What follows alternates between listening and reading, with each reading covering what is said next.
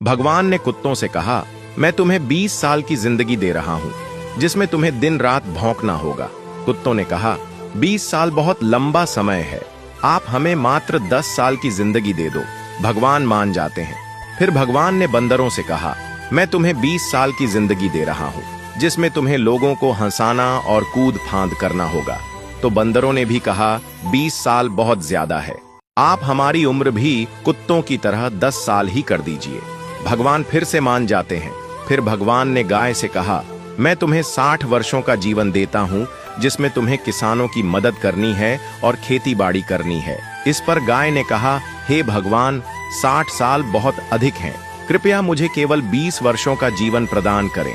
फिर से भगवान मान जाते हैं। फिर भगवान मनुष्य से कहते हैं, मैं तुम्हें 20 साल का जीवन दे रहा हूँ, जिसमें तुम्हें हंसना है, खेलना है और खूब मस्ती करनी है।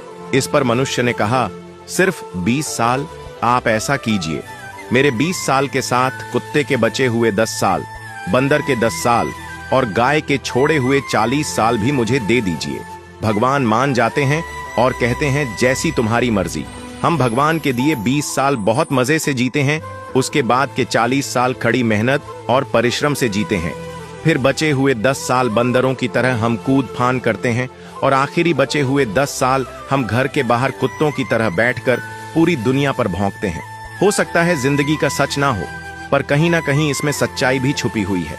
हम भगवान के दिए 20 साल बहुत मजे से जीते हैं। अगर आप भी इस बात से सहमत हैं तो यस